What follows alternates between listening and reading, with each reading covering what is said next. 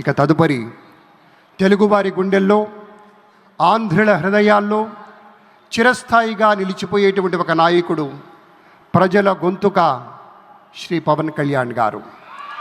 వారిలో ఉండేటువంటి స్ఫూర్తి, ప్రజల పట్ల ఉండేటువంటి భక్తి, సమాజంలో మార్పు తేవాలన్న తపన అమోఘం, అద్వితీయం.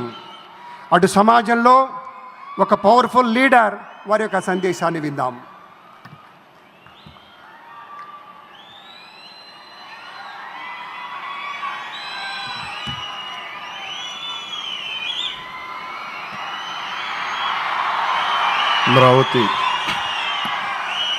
అమరావతి పునఃప్రారంభం సందర్భంగా 34,000 ఎకరాలు ఇచ్చి 29,000 పైచిలకు రైతులు గత 5 సంవత్సరాలుగా నలిగిపోయి ఇక్కడికి వచ్చి, రోడ్ల మీదకి వచ్చి, ముళ్ళ కంచెల మధ్యలో కూర్చొని పోలీసు లాఠీ దెబ్బలు తిని, కేసులు పెట్టించుకొని, ఇంట్లో పెద్దవాళ్ళని కానీ చాలామందిని 2,000 పైచిలకు రైతులు ప్రాణాలు కోల్పోయి, మీరు నలిగి బాధపడి మీ కన్నీళ్ళు తుడిచే వాళ్ళు ఉన్నారా ఆ రోజునని చాలాసార్లు మహిళా రైతులు నన్ను అడిగారు. ఇది గౌరవ ప్రధానమంత్రి శ్రీ నరేంద్ర మోదీ గారికి తెలుస్తుందా అని ఒకసారికి 5 సంవత్సరాల క్రితం మీరు అడిగారు.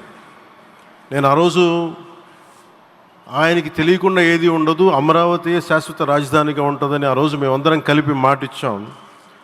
ఆ ఇచ్చిన మాట ప్రకారం ఈ రోజున గౌరవ ప్రధానమంత్రి గారి చేతుల మీదుగా మళ్ళీ ఇంకొకసారి పునఃప్రారంభం జరగబోతుంది. ఇది ఆది శంకరాచార్య 1237వ జయంతి సందర్భంగా తిరిగి అమరావతి పునఃప్రారంభం కావటం చాలా ఆనందాన్ని కలగజేస్తుంది.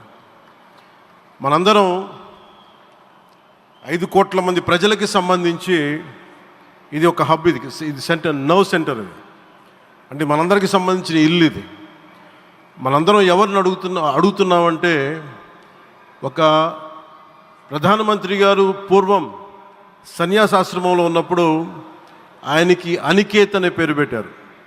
అనికేత్ అంటే అర్థం పరమశివుడు, ఇల్లు లేనివాడని. అలాంటి ఇల్లు లేనివాడు, కుటుంబం లేనివాడు 5 కోట్ల మంది కుటుంబాలకు, 5 కోట్ల మంది ప్రజల కోసం, ఎన్ని కోట్ల కుటుంబాల కోసం మనందరికీ రాజధానిలో ఒక నగరం నిర్మించడానికి, ఇల్లు నిర్మించుకోవడానికి ఇల్లు లేకుండా 140 కోట్ల మంది ప్రజల బాధ్యత తీసుకొని కశ్మీర్ నుంచి కన్యాకుమారి వరకు, అక్కడ కామాఖ్య నుంచి ద్వారకా వరకు ప్రపంచమే, మన దేశమే తన కుటుంబంగా చేసుకుంటూ, ఈ భారతదేశమే తన ఇల్లుగా చేసుకొని తిరిగి పునఃప్రారంభానికి విచ్చేసిన గౌరవ ప్రధానమంత్రి శ్రీ నరేంద్ర మోదీ గారికి మనస్ఫూర్తిగా మన అందరి తరపున, ఆంధ్రప్రదేశ్ ప్రజలందరి తరపున, అమరావతి రైతాంగం తరపున, ఆడపడుచుల తరపున వారికి చేతులెత్తి హృదయపూర్వక నమస్కారాలు తెలియజేస్తున్నాను. దివిసీమ తుఫాన్ వచ్చి అందరి ఆశలను తుడిచిపెట్టేసినట్టు గత ప్రభుత్వం రాష్ట్రం మరియు అమరావతి భవిష్యత్తుని తుడిచిపెట్టేసింది. అమరావతి అంటే పరదాలు, సెక్షన్ 30, సెక్షన్ 144 మాత్రమే గుర్తుకొచ్చేలా పనిచేశారు. నువ్వు ధర్మం కోసం నిలబడితే ధర్మం నువ్వు నిలబడేలా చేస్తుంది అనే విధంగా ఆ రోజున అమరావతి రైతులు, రాష్ట్ర ప్రజలు ఈ ధర్మ యుద్ధంలో విజయం సాధించారు. రైతులు ఇచ్చిన 11,000 ఎకరాల భూమిని త్యాగం చేసి, వారి సంకల్పం 33,000 ఎకరాల భూమిని త్యాగం చేసి, వారి సంకల్పం ఫలితంగా ఈ రోజున ఆంధ్రప్రదేశ్ రాజధాని ఆవిర్భవించింది. అమరావతి రాజధాని పనులు పునఃప్రారంభమవుతున్న ఈ శుభ సందర్భంలో ముందుగా రాజధాని నిర్మాణం కోసం స్వచ్ఛందంగా ముందుకొచ్చి తమ భూముల్ని, పొలాల్ని ప్రభుత్వానికి ఇచ్చిన అమరావతి ప్రాంత రైతులకు, మీ త్యాగానికి, గత 5 ఏళ్లుగా మీరు చేసిన పోరాటానికి శిరస్సు వంచి మీకు ధన్యవాదాలు తెలియజేస్తున్నాను. గత 5 ఏళ్లుగా రాజధాని నిర్మాణం నిలిచిపోయి రాజధాని తరలిపోతుందనే సమయంలో రోడ్ల మీదకు వచ్చి 5 కోట్ల ప్రజల తరపున రైతులు, మహిళలు, విద్యార్థులు చేసిన పోరాటం, మీరు పడిన అవమానాలు, మీపై పడిన గాయాలు, ప్రతి ఒక్కటి మా మనసులో ఉంది. ఆ రోజున దివ్యాంగులను కూడా లాఠీ దెబ్బలు నా గుండెలు ఇంకా సజీవంగా ఉన్నాయి. ఆ బాధ మేము మర్చిపోలేదు, ఎవరిని మర్చిపోనివ్వలేదు. అందుకని దానికి సజీవ సాక్షి ఈ రోజున తిరిగి పునఃప్రారంభానికి గౌరవ ప్రధానమంత్రి గారు రాక, ఆ రోజున మహిళలు విద్యార్థులు చేసిన పోరాటం, మీరు పడిన అవమానాలు, మీపై పడ్డ గాయాలు ప్రతి ఒక్కటి మనసులో ఉంది. మీ త్యాగాన్ని మేము మర్చిపోం. మీరు చేసిన త్యాగానికి జవాబుదారీగా ఉంటాం. బాధ్యతగా అమరావతి నిర్మాణం జరిగేలా సాయశక్తుల ఈ కూటమి ప్రభుత్వం కృషి చేస్తుంది. అమరావతి రైతుల త్యాగాలను హృదయపూర్వకంగా స్మరించుకుంటూ వారి ప్రతినిధులుగా ఇక్కడకు విచ్చేసిన రైతులకి నా ప్రత్యేక నమస్కారం. ఈ పోరాటంలో వారికి ప్రతినిధులుగా సన్మానం అందుకుంటున్న మహిళా రైతులు పాత్ర, ప్రత్యేకించి అమరావతి మహిళా రైతుల పాత్ర చాలా అభినందనీయం. మీరు ఎంత నలిగారు, మీరు ఎంత రోడ్ల మీదకి వచ్చారు. మగవాళ్ళు ఆపేస్తే ఆడపడుచులు బయటకు వచ్చి తిరిగి పౌరుషం చూపించారు, ఆంధ్ర పౌరుషాన్ని చూపించారు. మీరికి నా ప్రత్యేక అభినందన. వాళ్ళు చూపిన సాహసం, సహనం అందరికీ ప్రేరణగా నిలుస్తాయి. వేదిక మీద ఉన్న నా మంత్రివర్గ సహచరులకి, గౌరవ ప్రధానమంత్రి శ్రీ నరేంద్ర మోదీ గారికి, విజనరీ అయిన గౌరవ ముఖ్యమంత్రి శ్రీ నారా చంద్రబాబు నాయుడు గారికి, సోదరులు లోకేష్ గారికి, గవర్నర్ గారికి ప్రత్యేకించి నా హృదయపూర్వక నమస్కారాలు, ధన్యవాదాలు తెలియజేస్తున్నాను. అలాగే ఇతర సహచరులకు, సభకు హాజరైన వారికి, రాష్ట్ర ప్రజలకు కూడా నమస్కారాలు తెలియజేస్తున్నాను. ఇక్కడ రైతులు భూమిని మాత్రమే ఇవ్వలేదు, రాష్ట్ర భవిష్యత్తును నిర్మించే ఆశలను, విశ్వాసాన్ని ఇచ్చారు. కానీ 5 సంవత్సరాల్లో గత ప్రభుత్వం ఆ త్యాగాన్ని అవమానించింది. 3 రాజధానులు అస్తవ్యస్త విధానంతో ప్రజల విఘ్నతని, అమరావతిని అగౌరవపరిచింది. ఈరోజు ఈ వేదిక నుండి మేమందరం మీకు హామీ ఇస్తున్నాం, అమరావతి మళ్ళీ ఒక ప్రపంచ స్థాయి సర్వశ్రేష్ఠ రాజధానిగా ఆవిర్భవిస్తుంది. అమరావతి ఒక ఆర్కిటెక్చరల్ జోన్, ఒక కాంక్రీట్ జంగిల్గా మిగిలిపోకుండా జవాబుదారీతనం, న్యాయం, ప్రజాస్వామ్యానికి ప్రతీకగా నిలవాలని ఆకాంక్షిస్తున్నాను. కేంద్రంలో రాష్ట్రంలో స్థిరమైన ఎన్డీఏ ప్రభుత్వం ఏర్పడిన కారణంగా అభివృద్ధి కార్యక్రమాలు వేగంగా సాగుతున్నాయి. మేనిఫెస్టోలో ఇచ్చిన హామీలన్నీ దశల వారీగా బాధ్యతాయుతంగా అమలు చేస్తున్నాం.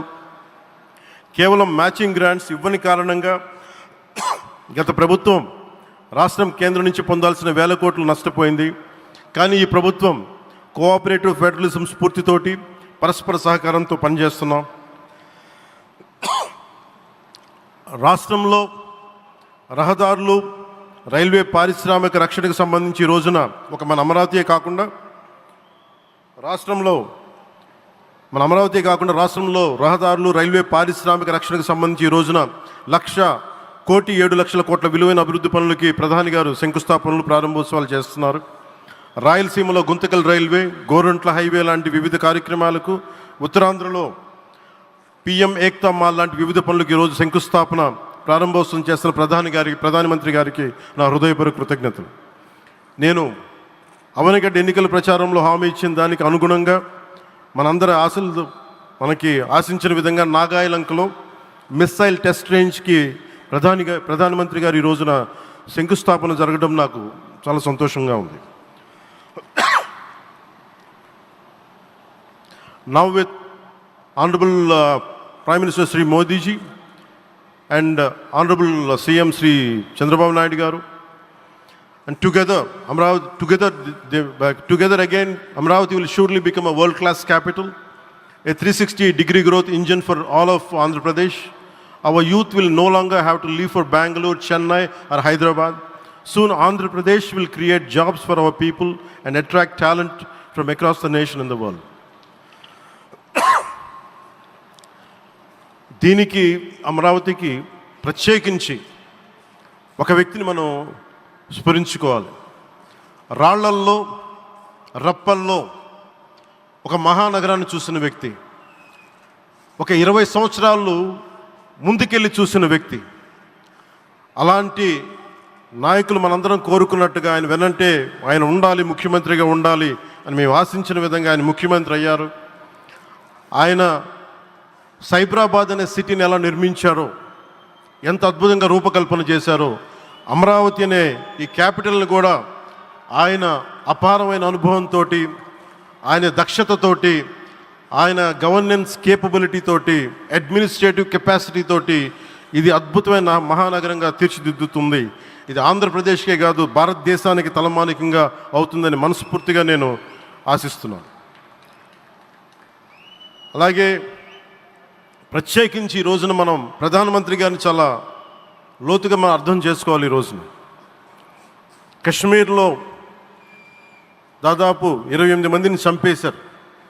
అలాంటి క్లిష్ట సమయంలో రాష్ట్రం, దేశం మొత్తం యుద్ధం వైపు వెళ్తున్న సమయంలో, అలాంటి కీలక సమయంలో ప్రధానమంత్రి గారు ఇక్కడికి వచ్చి లోపలంతా బరువు, గుండెల్లో బరువు పెట్టుకొని వేదన ఉండి కూడా అమరావతి రైతులు చేసిన త్యాగాలను మర్చిపోకూడదని చెప్పి ఇంత ఇబ్బందుల్లో కూడా ఆయనకు వచ్చినందుకు మనస్ఫూర్తిగా ఒక్కసారి మనందరం ప్రధానమంత్రి గారికి గౌరవ సూచకంగా మనందరం కృతజ్ఞతలు తెలియజేయాలి.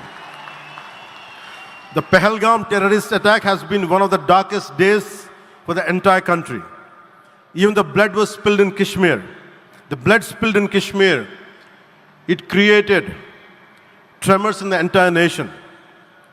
And we had seen it personally, witnessed personally, the pain of the victims. For the Honorable PM Modi ji, he is leading the country through these tough times, and he assured all the citizens with stern action against the perpetrators of terrorism. I know this is very sensitive time, and Modi ji is carrying the nation's burden. Amidst this tremendous difficult moment, Modi ji still gave time and came today to Amravati. This shows his deep commitment to Andhra Pradesh, to the people of Andhra Pradesh, and we are deeply grateful to you, sir. May Lord Bhavani, మన కనకదుర్గమ్మ ఆశీస్సులతోటి వారికి బలాన్ని ఇవ్వాలి, శక్తిని ఇవ్వాలి, మనందరం ప్రార్థిద్దాం. May Lord Bhavani Mata give immense strength to our Honorable Prime Minister Modi ji to lead our nation and bless Bharat, Andhra Pradesh and Amravati. Jai Bhavani, Jai Bharat and Jai Hind.